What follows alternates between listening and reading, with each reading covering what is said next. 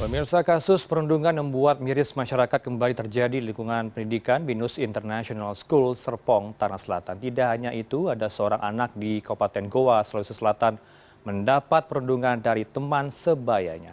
Meski ada langkah pencegahan dan penindakan terhadap pelaku tindak kekerasan terhadap anak dari waktu ke waktu, tindak perundungan tetap terjadi, bahkan dalam skala yang makin mencemaskan. Bergabung melalui sambungan daring malam ini bersama Mas Reza Indragiri, psikolog forensik. Selamat malam Mas Reza. Assalamualaikum.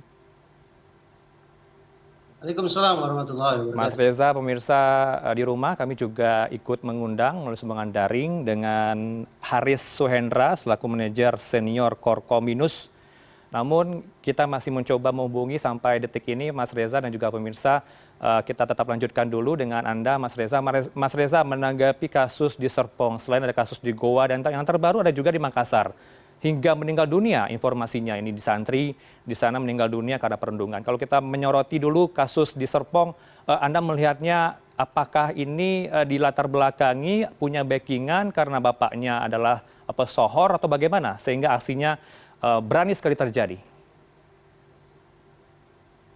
Saya memilih untuk mundur satu langkah, Mm-mm. yaitu membedakan antara bullying dengan ragging. Oke. Memang bullying sudah ada padanan katanya dalam bahasa Indonesia yaitu perundungan, sementara ragging saya belum menemukan sinonimnya. Mm. Apa perbedaannya? Bullying adalah perundungan yang sudah kita pahami dalam perbincangan sehari-hari. Oke. Sementara ragging adalah ritual atau seremoni atau upacara ketika seseorang ingin masuk ke dalam kelompok atau organisasi tertentu, Mm. yang mana ritual atau upacara itu memang memaksa yang bersangkutan si calon anggota ini untuk menampilkan perilaku-perilaku aneh termasuk kemungkinan perilaku kekerasan. Mm. Alhasil kita perlu bedakan sungguh-sungguh antara bullying dengan ragging.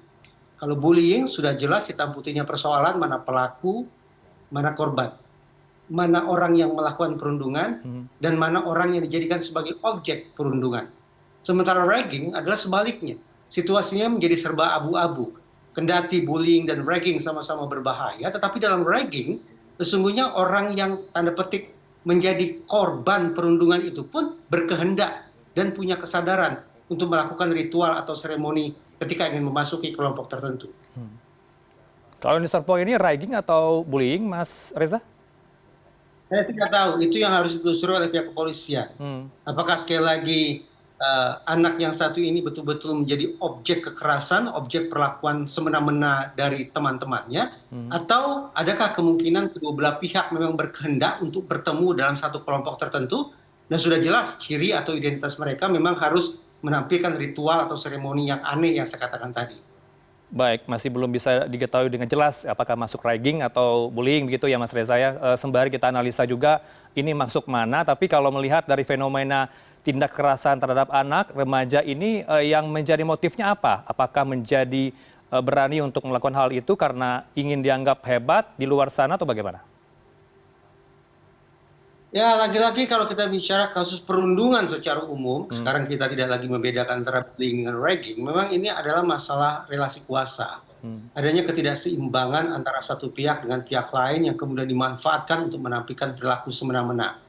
Kakak kelas terhadap adik kelas, anak yang bertubuh besar terhadap anak yang bertubuh kecil, anak yang penampilannya biasa-biasa saja terhadap anak yang penampilannya berbeda, dan sejenisnya. Nah, yang harus kita pahami adalah kendati perilaku yang tidak baik semacam ini terjadinya di sekolah, sehingga muncul istilah school bullying, namun acap kali akar persoalannya tidak berada di sekolah, tetapi berada di rumah.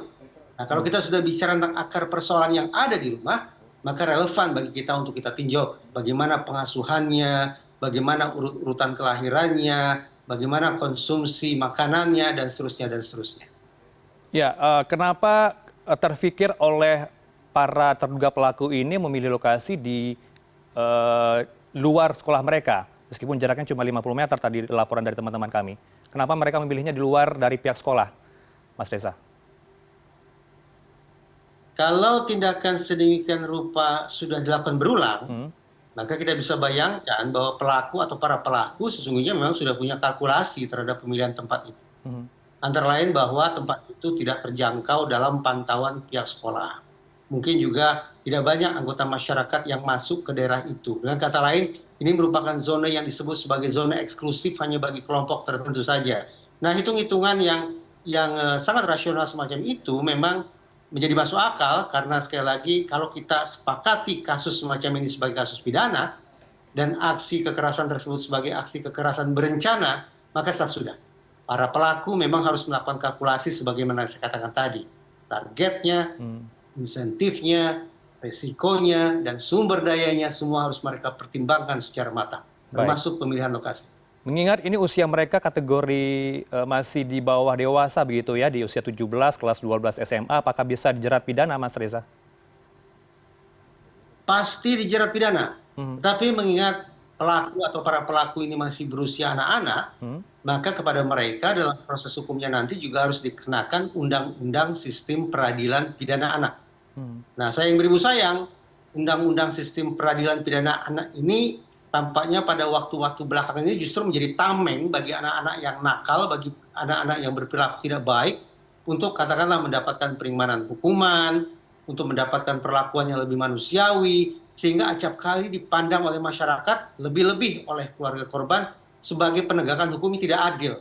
Karena betapapun anak-anak sudah melakukan kekerasan yang sedemikian kejam, sedemikian brutal, tapi sekali lagi, Undang-Undang Sistem Peradilan Pidana Anak memang konsekuensinya adalah memberikan peringanan hukuman, perlakuan yang manusiawi kepada pelaku yang notabene masih berusia kanak-kanak.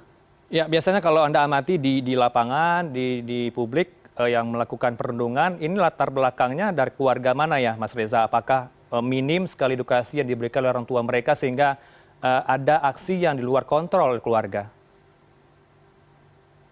Sayang beribu sayang, hasil penelitian yang satu dengan penelitian yang lain tidak konsisten menyimpulkan profil pelaku seperti apa. Dengan kata lain, sekian banyak studi justru ingin mengatakan aksi semacam ini bisa dilakukan oleh siapa saja dan bisa menimpa siapa saja. Jadi terlepas dari sosial ekonomi, terlepas dari jenis kelamin dan sejenisnya, ini bisa terjadi di lingkungan apapun, termasuk di lingkungan semisal sekolah. Karena itu secara spesifik ada istilah school bullying yang kemudian berakibat juga sedemikian fatal, terjadilah istilah bullycide atau maaf anak-anak, murid-murid yang akhirnya memilih untuk mengakhiri hidup mereka akibat tidak tahan lagi mendapatkan perlakuan perundungan di sekolah. Ya, perilaku perundungan ini biasanya apakah bisa menular ya, Mas Reza, dari satu anak ke anak lain? Karena kan kalau di sekolah tentu ikut-ikutan dengan teman sebayanya. Saya berpikir ya, situasi semacam ini menular karena itulah kita sesungguhnya tidak terlalu kaget lagi apabila lagi-lagi terjadi kasus perundungan di sekolah. Namun memang penularannya tidak lewat keterjangkitan virus atau bakteri atau kuman, tidak, tetapi proses penularannya adalah lewat proses belajar yang salah, lewat proses peniruan yang keliru, proses perhimpunan anak-anak dengan cara yang tidak tepat atau tidak baik. Namun sekali lagi, kalau ini ternyata merupakan ragging, maka memang apa boleh buat, kekerasan itu memang dilestarikan secara sengaja, dilestarikan secara terorganisasi oleh kelompok-kelompok yang memang mempraktekkan ritual atau seremoni kekerasan bagi para anggota baru kelompok mereka. Tentu kita memberikan atensi yang luar biasa kepada para korban ya, kita prihatin dengan tindakan perundungan, tapi juga kita melihat dari perilaku dari perundungan, tentu kita tidak bisa menyalahkan mereka juga. Ada faktor yang membuat mereka melakukan hal perundungan tersebut, Mas Reza. Apa yang bisa dilakukan agar perilaku perundungan ini bisa diminimalisir di luar sana, di masyarakat? Kalau memang kita tidak begitu yakin bahwa pemenjaraan terhadap anak merupakan obat yang mujarab untuk mengatasi masalah semacam ini, untuk mengubah kepribadian dan perilaku para pelaku, maka memang kita harus berpikir secara lebih serius tentang pendekatan restoratif justice, keadilan restoratif. Berbeda dengan pendekatan yang konvensional, pendekatan keadilan restoratif memang melibatkan lebih banyak pihak. Tidak hanya pelaku dan korban, katakanlah demikian, tetapi juga pihak sekolah, keluarga, kedua belah pihak, mungkin juga masyarakat sekitar, mungkin juga kantor dinas pendidikan dan sejenisnya. Intinya adalah bagaimana merestorasi kembali. Pokok persoalannya bukan pada menghukum atau mengirim seorang anak ke dalam lapas anak, katakanlah demikian, tidak, tapi merestorasi kembali kehidupan secara keseluruhan. Baik, terakhir Mas Reza, singkat saja, apakah sudah bisa rasanya kita dicap sebagai darurat perundungan? Karena trennya cukup meningkat ya di tahun ke tahun.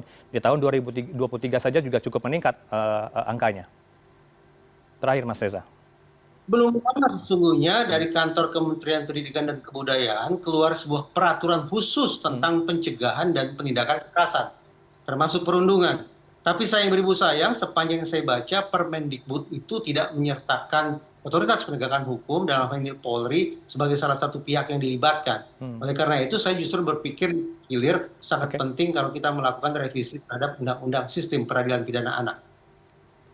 Baik, terima kasih untuk insight-nya bersama kami di Prime News, Mas Reza Indragiri. Sayang sekali kita tidak bisa tersambung dengan Haris Suhendra, manajer senior Korkominus School University Serpong, karena mungkin tidak bisa bergabung malam ini. Tidak apa-apa, terima kasih Mas Reza Indragiri, psikolog forensik bersama kami di Prime News. Selamat malam, Assalamualaikum, sehat selalu Mas Reza. Assalamualaikum warahmatullahi wabarakatuh.